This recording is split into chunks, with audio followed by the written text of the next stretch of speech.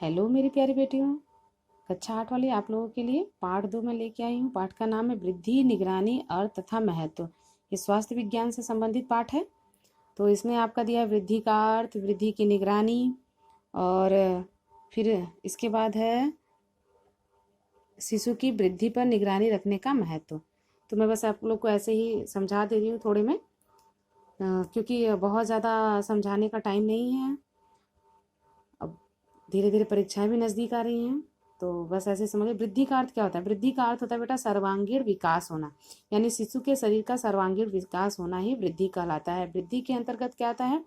जैसे शिशु का गर्दन, जब बच्चा जन्म लेता है तो उसकी गर्दन में दम नहीं होता है, उनको सहारा देना पड़ता है। उनका उठना बैठना, घुटने के बल चलना, खड़ा होना, ये सब किसके अंतर्गत आता है? वृद्धि के अंतर्गत आता है। फिर वृद्धि की निगरानी, बच्चों के विकास पर सावधानी पूर्वक दृष्टि रखना ही वृद्धि की निगरानी कहलाता है। ठीक है, तो वृद्धि की निगरानी के अंतर्गत क्या आता है आपका?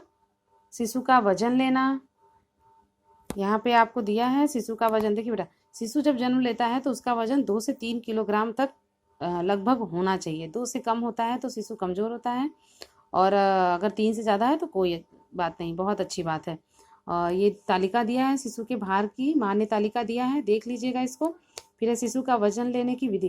देखिए बेटा, शिशु का वजन कैसे लेता है? जब शिशु जन्म लेता है तो एक ट्रे होती है, उसमें शिशु को लिटा दिया जाता है, और एक सुई डायल मशीन होता है, उस पर रख दिया जाता है, जिससे सुई क्या होता है, उसके भार की गणना हमें बता देती थी।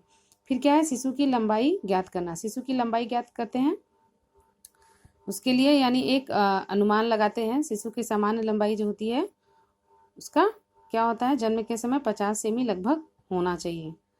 तो यहाँ पे लंबाई की भी तालिका दी हुई है। इसके बाद है शिशु की क्रियाओं पर ध्यान देना। शिशु की क्रियाओं पर ध्यान देना, जैसे उनका बैठना, उठना, सरकना, ध्यान केंद्रित करना, अपने परिवार वालों को पहचाना, मुस्कुराना, ये सब किसमें आता है? उनकी क्रियाओं के अंतर्गत आता है। फिर उसके बाद है आपका शिशु की वृद्धि पर निगरानी रखने का महत्व। शिशु की वृद्धि पर देखिए बेटा, अगर शिशु की वृद्धि पर निगरानी हम नहीं रखते हैं तो शिशु का विकास सही तरीके से नहीं हो पाता है। क्योंकि जब हम ध्यान देते हैं तभी हम ये नोटिस करते हैं ना कि बच्चे का विकास सही रूप में हो रहा है कि नहीं।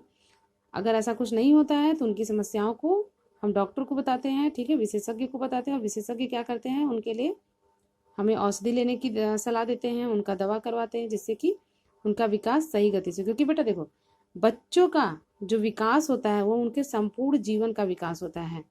ठीक है, तो ये पाठ आप लोग को समझ में आया है। अब यहाँ पे देखिए प्रश्न उत्तर भी दिया है। प्रश्न उत्तर क्या है? वृद्धि किसे कहते हैं? शिशु की वृद्धि की निगरानी किस प्रकार की जाती है? शिशु का वजन लेने की विधि का वर्णन कीजिए तथा वजन की एक तालिका। अब ये जो पहला प्रश्न दिया है आपका, वही प्रश्न यहाँ भी है। वृद्धि से क्या आपका क्या आशय है? वृद्धि निगरानी किसे कहा जाता है? ठीक है, तो इन सारे प्रश्नों का उत्तर बस यहाँ पे है।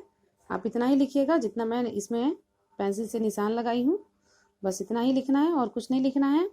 इसके बाद है आपका शिशु का वजन लेने की विधि का वर्णन कीजिए। तो यहाँ पे देखिए वजन की तालिका दिया हुआ है, शिशु के भार का मान ने तालिका दिया है, तालिका इसमें पूछा है, और इसे भी बस कहाँ से कहाँ तक लिखना है?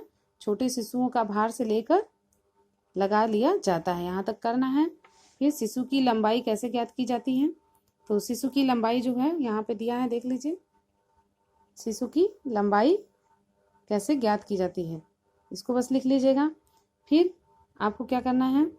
ये आपका पहला और दूसरा दोनों का हो गया है। ठीक है, अब इसमें और कुछ नहीं लिखना है, बस जितना बता रही हूँ उतना ही करिएगा आप लोग। वजन लेने से आपका क्या आशा है? ये आप यहाँ पे कर ली हैं, वजन वाला जो दूसरा प्रश्न है वही यहाँ पे है। फिर है शिशु का भार किस इकाई में व्यक्त किया जाता है? तो शिशु का भार जो है लंबाई की मान्य तालिका से किया जाता है।